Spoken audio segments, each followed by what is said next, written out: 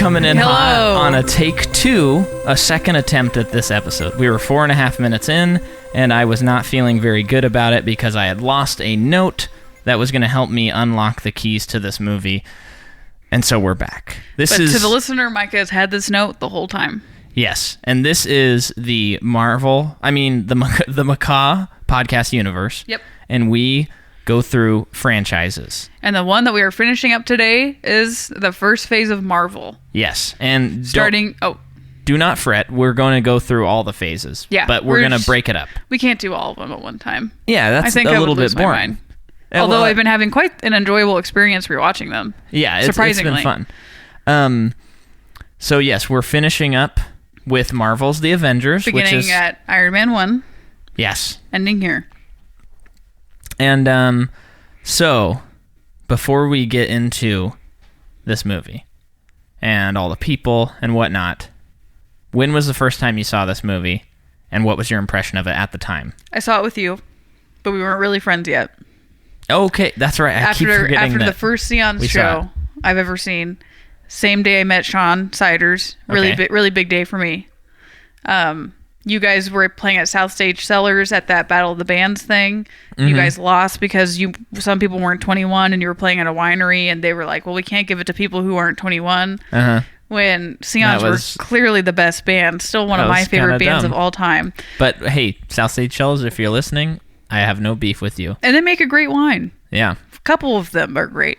I have a tiny beef with you. I mean, we technically won, and then we weren't given the title. So, but the people, it's in the past. It's in the past. It's a different winery now. You're a different musician now. I'm a different boy. Yeah. But yeah, so I saw it with you, Taylor Brown. Was Christy there? I think she was, yeah. Veronica was there. Sydney might have been there. Mm-hmm. Maybe not, though. I hope you were there, Sydney. I would hate to experience anything without you by my side. And then, that's really all I remember about the movie. I think I liked it, but I think it's kind of that whole thing where it's like, I go to a Marvel movie because people go to Marvel movies in theaters. Mm-hmm. I think that's really my only opinion about it. Okay. Well, mine was the same showing, obviously.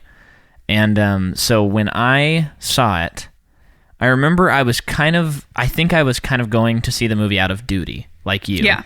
And like friends wanted to see it. And then when the third act began and the aliens started coming down, I remember having this moment where I just thought, this is why we go to the movies. This is insane. And I just thought it was unbelievable. And it completely blew my mind. And then I watched it about a year later on a little TV, and it definitely was not as good. That's just because of a little TV, though, right? Yeah, that's what I thought. And then we watched it this last time, and I'm going to wait for my opinion afterward. Oh, okay. Then I will, too. No, I'll do it right now. Okay. This movie's pretty good, but it is not as good as I remember it being. I remember this being, obviously the best in Phase 1, and I would put it probably fourth. I would put both Iron Man and Captain America above this movie. Yeah, me too. I was kind of bored. I think that it lagged a lot in the third act. Yeah, and I think it suffers from, in my opinion, not necessarily a bad script or things like that, but that last third act of the movie, when you hadn't seen all those characters together, it was completely electric. Yeah. And it was so insane because you're sitting there and you're seeing all these characters together. But now we've seen them together in 4 other movies. And it feels almost incomplete to me. Yeah. There's only 5 of them? Yeah, I think I said that while we were watching the movie, that we're watching it and I'm thinking, I'm repeating the same thing 3 times. I thought, this movie, it's why watch this movie when I can watch Infinity War? But at the same time, Infinity War wouldn't be as good without this movie, and without Ultron, and without pretty much all of the movies, it would not be as good. So it's a thing where it's this serves its purpose very well. And you could be saying, hey, you guys are being too harsh. Without that movie, you don't have the other ones. Yes, but this is the whole point of our podcast, is we're talking about how it relates. Movies. This isn't black and white. This is just our opinions. And we're just talking about how it relates to the series. So I think since the series has progressed and it keeps getting better, this movie just doesn't look as good anymore. Yeah. It's not as I think visually it's fun. not just the effects. That's not what I'm saying. The effects are actually really good. The effects But hold up. the color, like the color grading, the cinematography is really boring to look at. Which more on that later. Yeah. So to try to jump into mine's very short. My Yes, credits. yeah. So you were jumping on Joss. Yeah. So director Joss Whedon, and I've just focused on his most notable resume builders right before this movie, which was Firefly, which is a very famous show that got canceled. What network was it on? Do you remember? I think it was Sci-Fi, but Okay. I wouldn't bet money on that. Yeah, apparently a very famous show that got canceled. And then Buffy the Vampire Slayer that has a good cult following Okay. with Sarah Michelle Gellar or something. She's great. She plays Daphne on Scooby-Doo. Oh. I know who you're talking about. Yeah. She's married to Freddy in real life. That's pretty wild. I don't know if they're still married, but I hope so because I always thought that was so cool. You know who was involved in the... I don't know if he was involved in the first one, but he was involved in the second. The Monsters Unleashed Scooby-Doo. The Scrappy? James Gunn was one of the writers. Oh, that's right. So, Ruben might be in that one. He From American is. Idol? He totally is. And there's a sequence at the end where they sing, singing. You're a shining star, do-do-do, with Scooby-Doo. And Scrappy. I would imagine that movie is absolutely unwatchable now. Probably, but it would be so fun to watch it. Yeah, we might have to watch it sometime. Micah and I do this thing where on the 31st of every month, we watch a bad movie. That would be a good one to do. The last one being The Mummy with Tom Cruise that we didn't finish. Yes. And that's the criteria. You don't have to finish it. It's just got to be bad. Yeah, because you can't enjoy a sunny day without a few rainy ones. So true. Take that to the bank and join us for bad movie nights. Anyway, so then he also wrote, writing credits on this movie. Other movies that he has worked on, Toy Story, Alien Resurrection. Which we will cover at some point, and that is a bad movie. Never seen it. Not even a second of it. Cabin in the Woods. Okay. Justice League. And my phone corrected it to Justin League. Justin League, which is something we will also cover at some point, and that is going to be a very, very long episode because that is... I will not be able to contain the amount of ranting I will do. There will be so much to talk about. Yeah. But that'll be after we'll have covered Suicide Squad, which... will be might be like a 3-part episode. Probably lose my voice from shouting so much. Yeah, that is still, those two movies hold the title for me of worst. Of worst. Yeah, and it has more, there are worse movies, but the fact that there's that much money involved in those movies and that many good ingredients and the dish turned out that poorly, I give it extra points for being bad. Oh, yeah. Definitely. And then, so in terms of actors, I really only focused on one person because we've pretty much covered everyone who's in this movie, like main people. And this is free, so just go back and listen if you want to know. Mm-hmm. So Mark Ruffalo, my phone corrected it to Make Ruffalo, where we're making him right now on this podcast. Mark Ruffalo, who plays the Incredible Hulk. Wait, so hang on a second. Did it correct the word Mark to make, or did you just misspell it? It could be both. Because Mark is a very common name. Maybe the new I misspell update things isn't on my so phone, good. but I spelled Ruffalo right, I think. Anyway, Did you change it to Buffalo? Nope. Okay, I think you misspelled Mark. to Okay, begin with. anyway. Mark Ruffalo plays Incredible Hulk, who was previously played by Edward Norton, and this is a serious step up. As much as I love Edward Norton, Mark Ruffalo is the Incredible Hulk. He really embodies this character. And before this movie, I mean, his acting credits are just like scroll. He's been in so much. A lot of romantic comedies, a lot of TV movies. And then, like, most notable things to me, because I wasn't going to go through everything, movies that he was in before this movie is Eternal Sunshine of the Spotless Mind and 13 Going on 30 in 2004. Okay. Great movies, both of them. And then you think I'm joking about 13 Going on 30. I'm not. No, That's a I'm good sure. chick I flick. bet it's good. And then Zodiac. Yeah, Probably my 2007. favorite David Fincher movie. Probably my favorite performance of Mark Ruffalo. That movie rips. And then Shutter Island and Date Night in 2010. He's in Date Night, huh? I guess, yeah. Probably a little cameo or something. Yeah. And then Avengers, and his big follow-up to Avengers is Now You See Me in 2013. I just had to mention that. Okay. So is that all of That's all I have. your notes? So now we're going to get into the production side of things. Now, as we've discussed in previous episodes, October 18th, 2010, Disney acquires the distribution rights finally. So I can't remember the exact history of everything, but this is the first like full-on Disney was there for the pre-production, the post-production, during production. They had like the full rights, but they still had the Paramount logo remaining on the movie. So I believe from this point on, the next movie and on, none of the movies are produced by Paramount, and it's all Disney Marvel Studios. All right. I think. We will see once we get to Iron Man 3.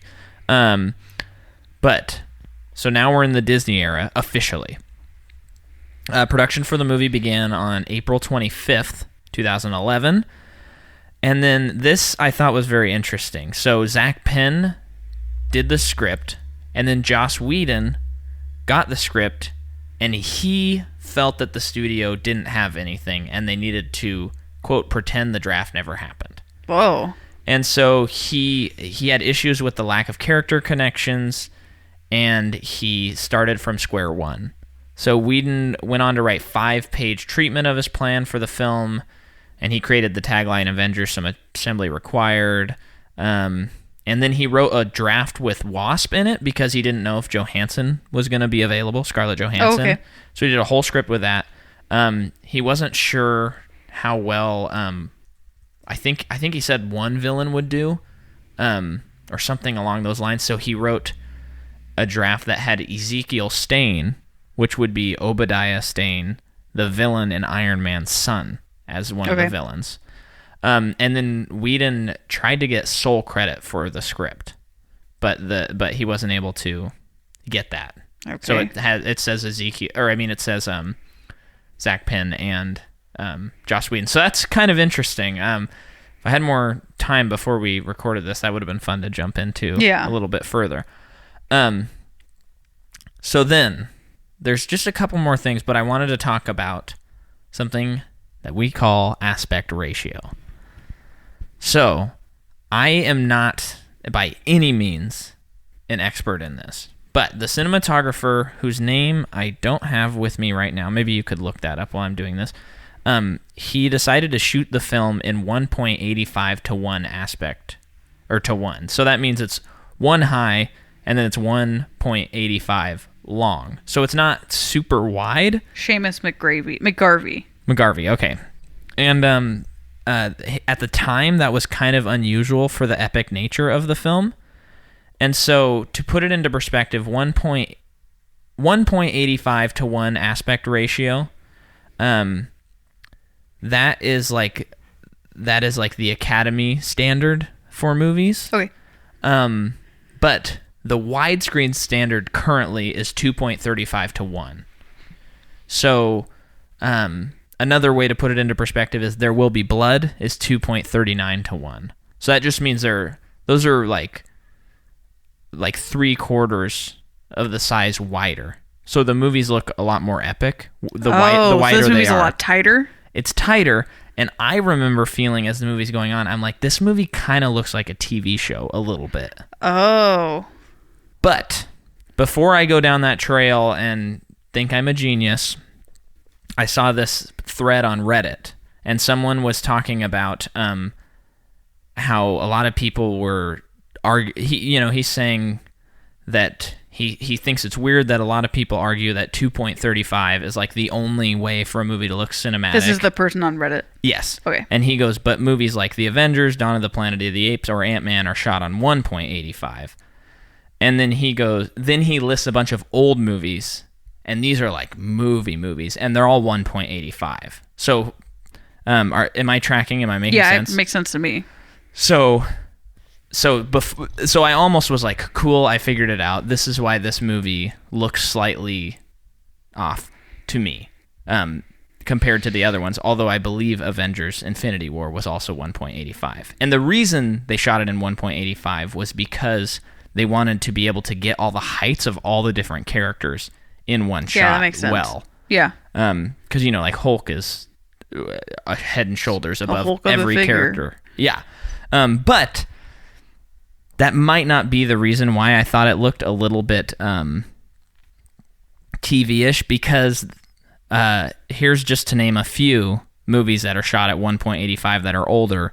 Jurassic Park, Back to the Future, The Godfather, Godfather 2, Shawshank, Goodfellas, Schindler's List, One Flew Over the Cuckoo's Nest, Saving Private Ryan, Dr. Strangelove, 1.66, so even smaller, The Shining, Taxi Driver, Eternal Sunshine of the Spotless Mind. So it might not have been the aspect ratio is why I thought it looked a little Could have been a TV-ish. contributing factor. But it could have been not the thing. Contributing factor, yeah. So, but I thought that was interesting. Yeah. If you Everyone's asleep right now. Yeah, we'll wake up. Yeah. And then two more interesting things about the movie. We'll end on a kind of a funny one.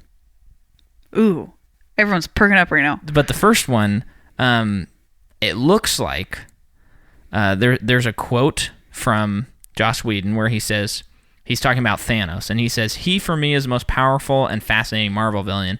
He's the great granddaddy of the badasses, and he's in love with death, and I just think that's so cute." Cute? Yeah, You use the word cute? Yeah, he did say that. So these are some of the most important texts in Marvel history, and Thanos is all over that. He talks about some of the comics. And so somebody had to be in control and had to be behind Loki's work. And I said, it's got to be Thanos. And they said, okay.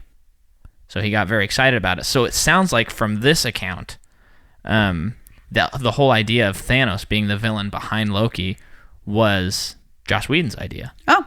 So good for him. And then at the end credit scene, you know, when they do the shawarma bit? Yeah. Chris Evans had a beard during that time, so he wore a prosthetic jaw for that shot.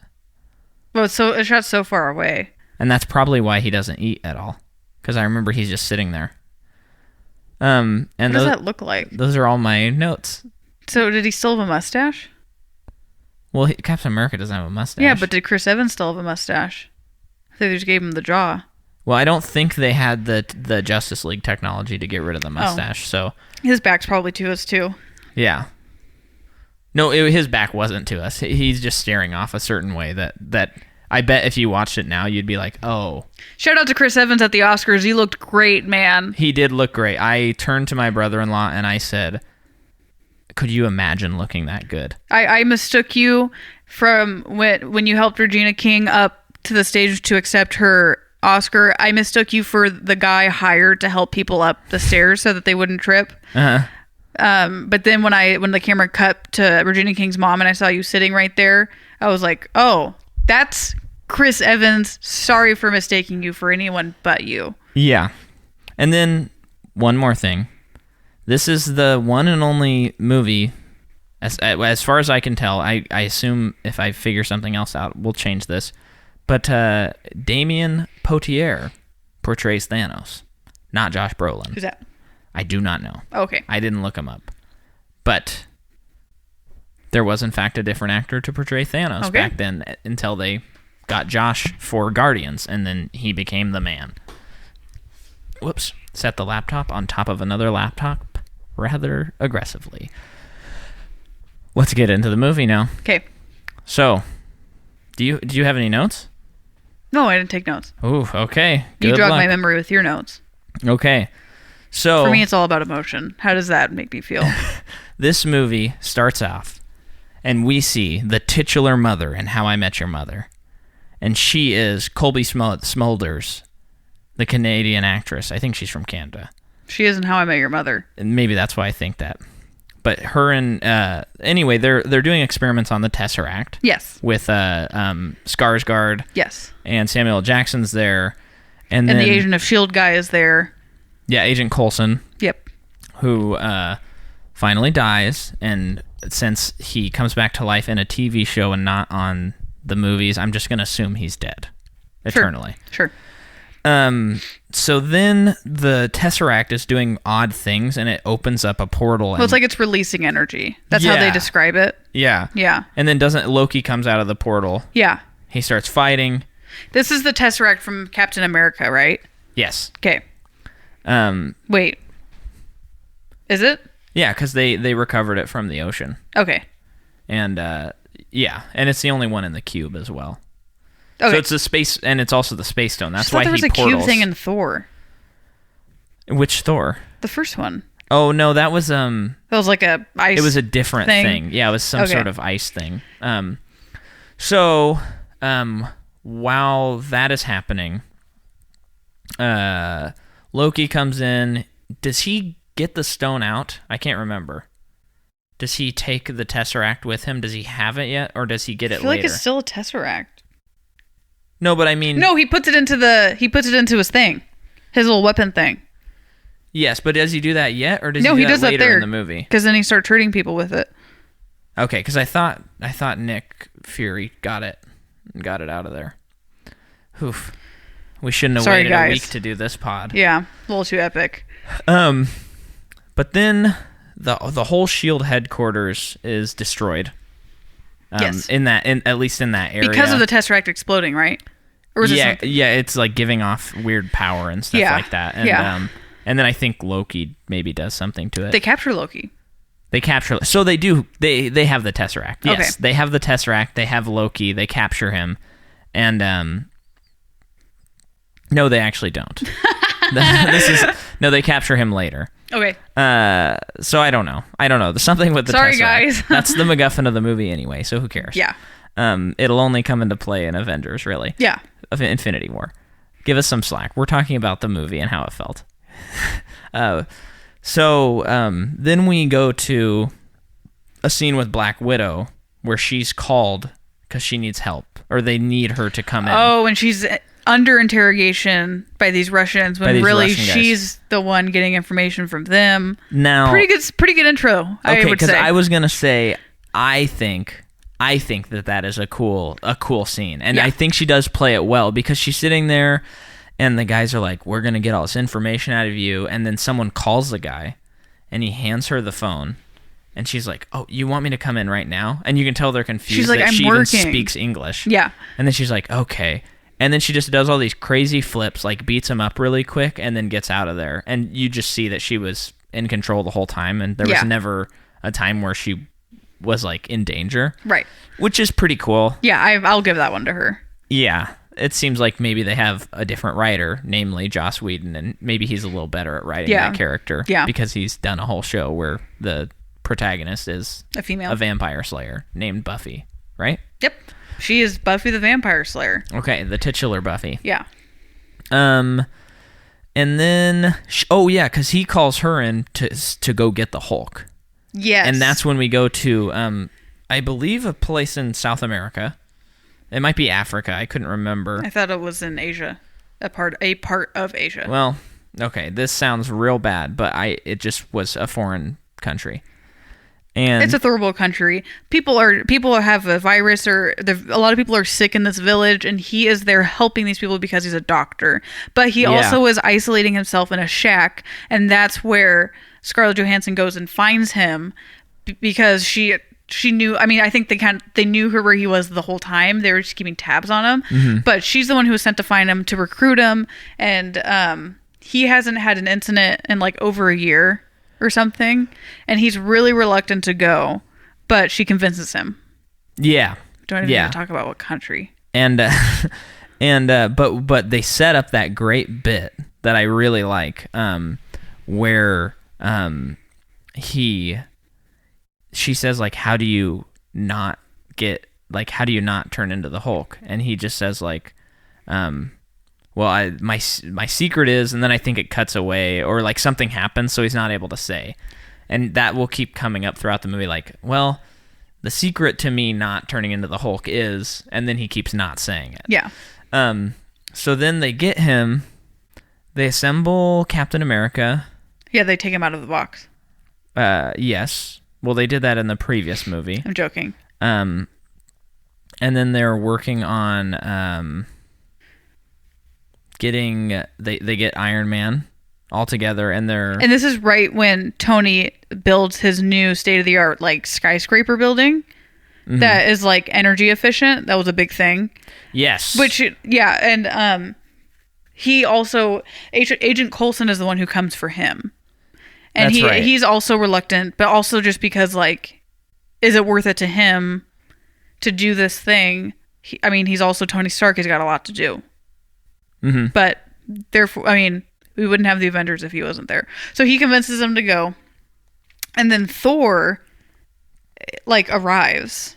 Yeah, because he just sees that something is going on. Well, he knows it has to do with Loki. So he just knows that he needs to be there to stop it.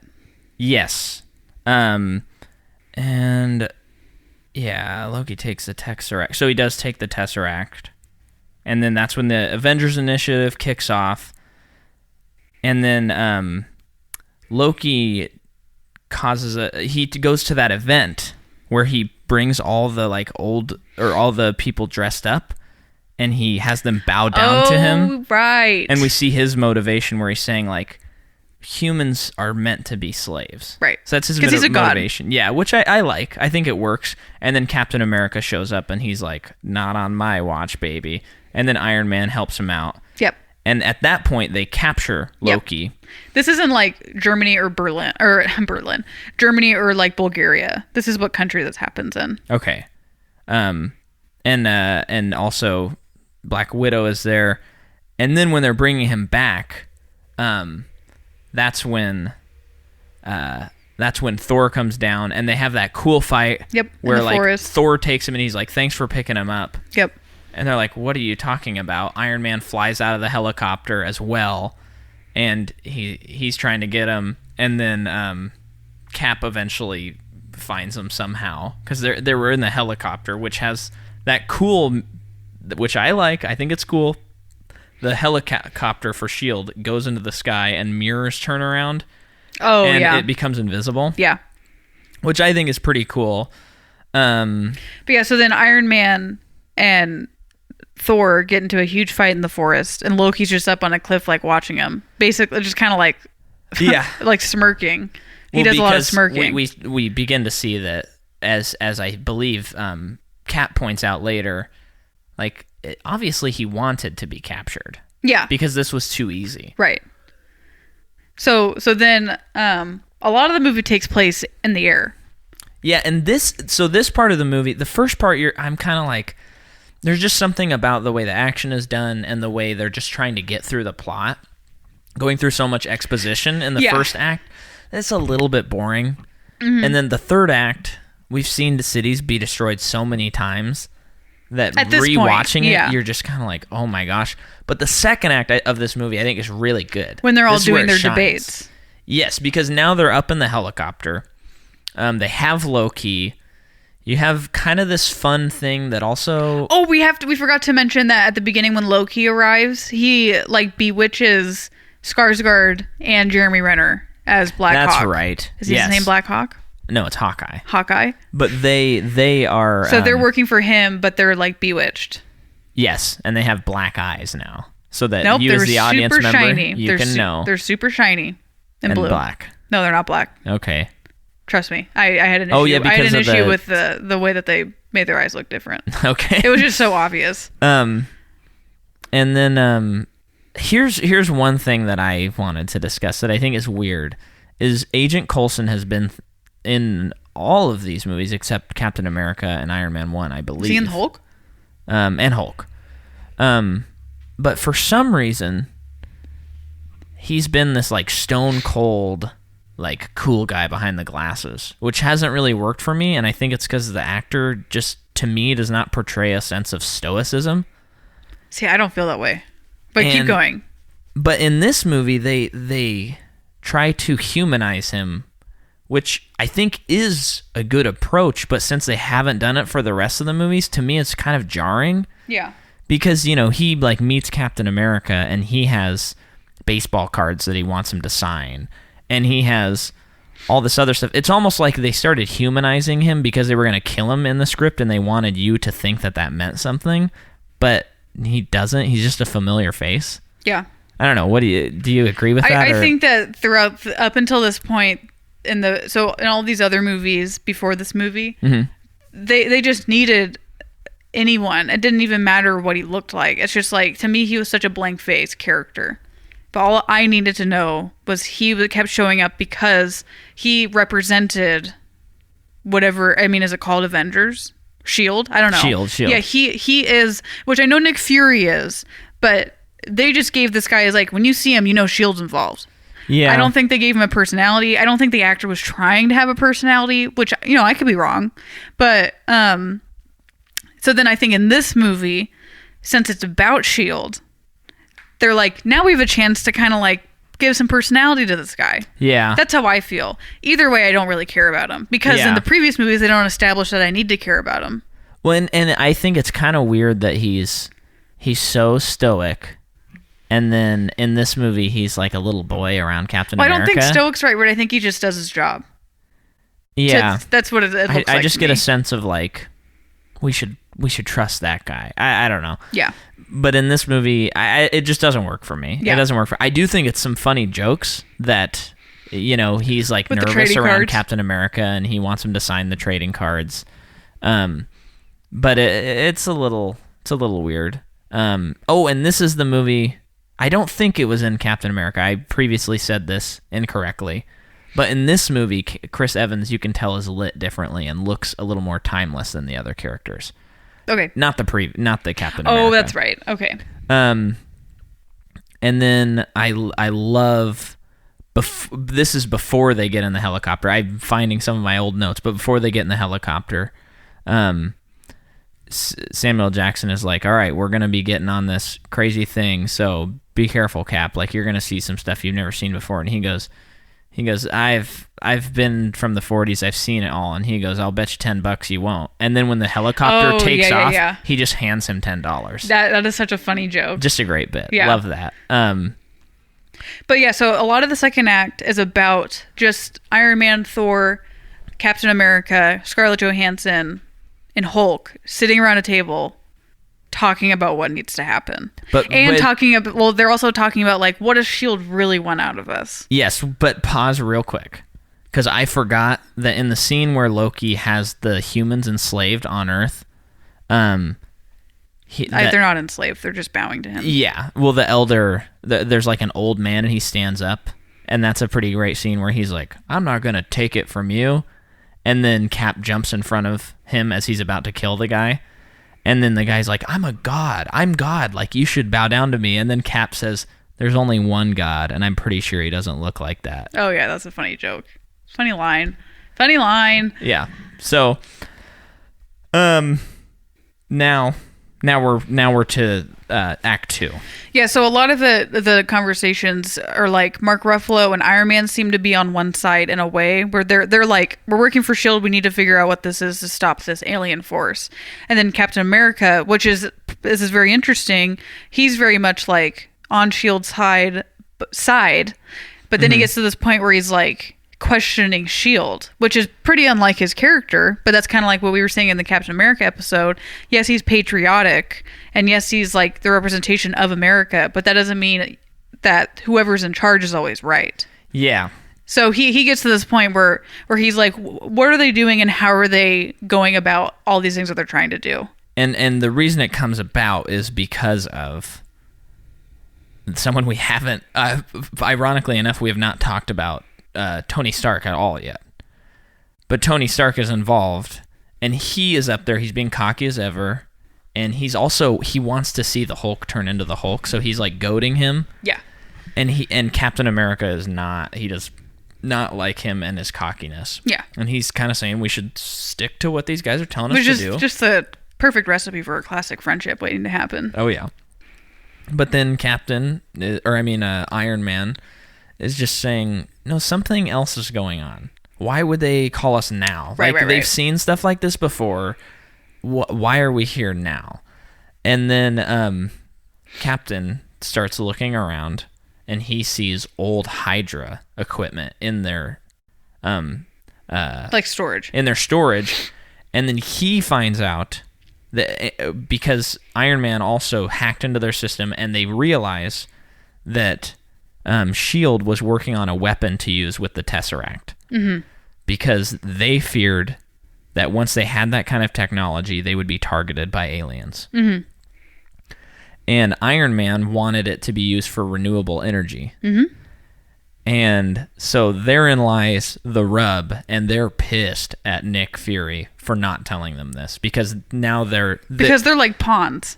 Yeah, and the cool thing is it harkens back to Iron Man 1, where Iron Man he's selling weapons, and he doesn't want to sell weapons anymore, and now they're trying to secretly make him build a weapon. Well, even Iron Man 2, where they're like, the government's like forcing him to give up his formulas, but he won't because he knows what they'll do with it because of Iron Man 1. Yeah, and so now he's getting faced with a similar thing, and he doesn't want to be that anymore. So that's very cool. Mm-hmm. And then meanwhile, people are trying to figure out what Loki's up to. And Black Widow does this thing where she tricks him into revealing his plan, which is that he wants Hulk to get angry. And once again, Bruce Banner has said that he has a way of controlling it now. Yeah. And then Hawkeye shows up, and he shoots into the helicopter. It's so hard to describe action. I know. This is a hard movie to describe. Please give us a break, and please stick in for our next franchise which is Mad Max, which is only action. But Hawkeye breaks in, and then Hulk becomes Hulk, starts destroying the ship, and the Avengers basically break up. Loki escapes. Well, Loki escapes the chamber he was put into, and Thor is put inside of it. Yes. Because he's the god of mischief, and he can do what he wants. Well, he's so tricky. He's always tricky. So yeah, Thor is being hurtled down to the earth. So there's that part. And as that's going on, right, Hulk is destroying the ship, and then also there are parts of the plane that are like down. So Iron Man and Captain America are trying to get them back running again, because if they can't, the ship will crash and like hundreds of people will die in this ship. Yeah. And this to me is like the best action I think it's the most interesting, movie. Especially how Iron Man and Captain America, seemingly at odds, have to work together and get that turbine turning. Yeah. And that's a cool scene. It really is. And then, this is the first time that we've seen this new Hulk since Incredible Hulk. And he looks good. And he looks really good. And there's that scene where the jet flies out to attack them or something like that. And he jumps onto the jet and starts like full animal style, like ripping at the jet. And the guy has to eject to get out. But doesn't he grab him when he ejects? He does. Yeah, that's right. Does. And then I think he throws him, and you see the parachute still go. And he goes down to Earth. And that's just like a kind of a crazy scene. Take a breath. So where does Loki go? So Loki has the Tesseract. They successfully steal the Tesseract throughout all of this, and Skarsgård is put on top of, who is still bewitched. He is. I don't think that's the right word for it, but when you see Harry Potter and read it, it's bewitched. He is on top of the Stark building, the energy, like the most efficient energy thing in the world now, which is ironic. We should mention that Agent Coulson was killed, and Nick Fury grabs his card and says that was in his pocket to try and get the team together. And then we cut to Loki. Yeah, that's how he gets them to work together again. Yeah. So then Skarsgård's on top of the Stark building using the Tesseract to create all the energy to destroy everything. Well, no. It was to bring the aliens to Earth. Yeah. As well. They're talking about this movie. I know we haven't seen it in a week. Yeah. But also, there's so much going on in this movie, and it's crazy that it's only going to get bigger, because the next movie has more characters in it. The funny thing is, though, that I'm thinking about Avengers Infinity War, and I feel like I could do a podcast after this of that movie. Well, we also enjoyed it more. Yeah. Yeah, so there's just so much going on. There is so much going on. And so finally the team gets back together, and this is when the big third act happens. And this is when no civilians are hurt. Wink, wink. The alien portal is opened up, and they attack the city. Well, describe what the aliens look like. And the alien. So I think there's something to be argued that they're a little faceless, but I think they're kind of cool designed. Okay. Well, which one? Well, There's actually, several. The aliens that are riding the ships are just kind of whatever. Yeah. They're bland. But the ship aliens are cool. Yeah, because it's like a bio. They're like alive aliens, but they're ships, and they connect via like it looks like they connect in the chest of the people. So there's like a weird connection. Yeah. It's interesting. Almost like a hive mentality but not quite, situation. but sort of, yeah. And so they start attacking the city, and gosh darn it, the effects really hold up, though. I mean, the effects in this movie are so crazy. Yeah. What's weird to me is how, as the movie progresses, this scene is like they go out of their way to show that civilians are never hurt, like to an extent that's very laughable. Because there's just so much death and destruction, and you're having things where Cap's like, evacuate everyone from this building and do this and do that, and I'm thinking, there are so many aliens. You really need to just worry about getting the aliens. You really just need to worry about, people are going to die no matter what. Mm-hmm. You need to worry about that number stays under a certain number, because people are going to die. Yeah, it's pretty wild. But I mean, there's some cool stuff. There's that cool shot where the Hulk jumps on a building, goes and smashes a bunch of stuff. But what happens before he turns into Hulk again? That awesome line. Yeah, there's a ship coming down. Hold on, let me just say, okay, so I know we're saying that this movie's got a lot in it. This third act fight sequence, I mean, like, there is so much going on. Mm-hmm. Listener, you can't expect us to go through scene, like, shot by shot about this one. No, I'm upset that you thought we could. Yeah, frankly. So, yeah, Mark Ruffalo, or Bruce Banner shows up as Bruce Banner, and they're like, we need you to be the Hulk right now. What do you do? What's the question? Or I think they say, like, can you do it? I mean, like, no, Bruce, we need you to get angry right now. And he's like, that's the secret. And he goes, secret is I'm always angry. Do you notice that as he's saying that, he's turning green? Oh, yeah. It's amazing. I love that. Then he punches that thing in the head, and it, like, punches it down. Yeah. Oh, that part's so cool. And that's probably, like, the coolest moment in the movie. That was my favorite part of the movie. I remember seeing that part in theaters. Uh-huh. So, yeah. So, a lot of this fighting sequence is, like, them being on the defense. Yeah. But by the end of it, figuring out we need to get to Stark Tower. That's where it's happening. Mm-hmm. So they get to Stark Tower. Well, the Hulk gets there. Black Widow does. Well, Hulk also does. Because he does? Hulk gets Loki and smashes him on the ground, remember? Oh, yeah. Because Loki starts his thing where he's like, I am so tired of blah, blah, blah. And the Hulk just takes him and, like, swings him around. And then he says, puny god, which is voiced by Lou Ferrigno. Oh, really? Yeah. Oh, that's cool. I think he still does the voice. A little bit. Yeah, I think he does the voice in all the movies. Oh, really? Mm-hmm. I didn't know that at all. I'm pretty sure. I know he did it in this one in Hulk. He's cool. Incredible Hulk. Pretty funny on King of Queens. And one, you know, he was in the TV show The Hulk and was the Hulk, so that's why they have him do it. Oh yeah, I guess we should probably say that. Yeah. That's why it's warming my heart right now. Yeah. But yeah, so then they've got the Tesseract from Loki, and oh, that's right. Black Widow does end up back on there, and kind of throughout this, like even before the scene happens, she turns Jeremy Renner back into Jeremy Renner. She kind of isolates him and like lets it get him out of the system. It takes Skarsgård, like it's hit in the head, and he's passed out for a lot of it. And when by the time he wakes up, he's fine again. You know what's funny is we have like not talked about Thor at all throughout this whole movie. Well, which I don't think he is. I mean, it's just like, yeah, that's Loki's brother. Yeah, he's not as much. I mean, unless I'm misremembering, I feel like he doesn't really play too much of an integral part to the story. I mean, he probably has little anecdotes about like this needs to happen because like I know him. I know he's my brother. Yeah. I know Asgard. Like I know this realm that you guys have never heard of. Like that's kind of I feel like all he attributes. Yeah, he's a little more of just an expository character in this movie. Yeah. Yeah, because I think the real grind of the movie is Cap and Iron Man, and then I think like the like backbone of the movie is Hulk. Yeah. Which I'll just say, Mark Ruffalo takes the cake. Best performance of the movie. Oh, he takes the whole cake because he's gonna eat more than a slice.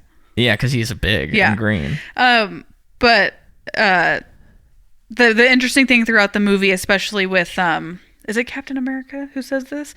Where him and Tony Stark fight a lot, and a lot of it comes down to like someone telling Tony like you could never sacrifice yourself. You would never be willing to be a real superhero for people.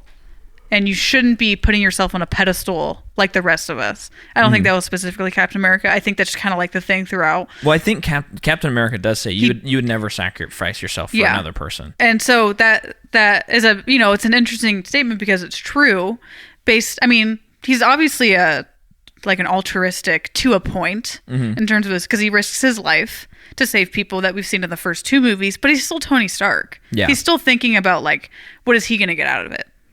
So, well, because even with his building that he's making, he's like, already got a stake in it. I will have the first, like, renewable building in the world. Right. But the movie comes down to him taking, what is it, the Tesseract? Well, no. So, Black Widow's now at the Tesseract. She's ready to close the portal. Yes. And then that's right. Which this is Skybeam number 3, I think, in the series. Already? And phase 2 is when the Skybeams really start going. Yeah. I'll double check my count because their I've been keeping Skybeams a are count. like J.J. Abrams movies, lens flares. Yeah. There's a lot of them. But they're stopped doing it because they got enough people that were complaining about it. But then we go to he's doing that, and then Nick Fury is talking to this organization with these people on these holograms, and you can't really see their faces. It's like a UN situation, kind of. And they're saying, launch a nuclear bomb on New York right now. We have to end this. And Nick Fury's like, the Avengers are going to do it. Don't worry. No one's died. Wink, wink. Yeah. Yeah. A nuclear bomb would kill everyone. Wink, wink. Yeah. And so they launch the bomb, and they can't stop it, even though I believe someone tries to stop it. I think... No, Nick Fury, remember, he has that great shot where he walks out onto the ship that he's on. He shoots the wheel of the jet down that has the nuclear bomb, and then another one flies right after he shoots that one. But he attempts to stop it with, like, a bazooka. I kind of remember that. I remember him cutting off the video chat with them. Like, he just hung up on them. And, I mean, frankly, you give Samuel L. Jackson a bazooka, I want to see it. I'm in. Yeah. Don't even need to tell me what the movie is. Just show me.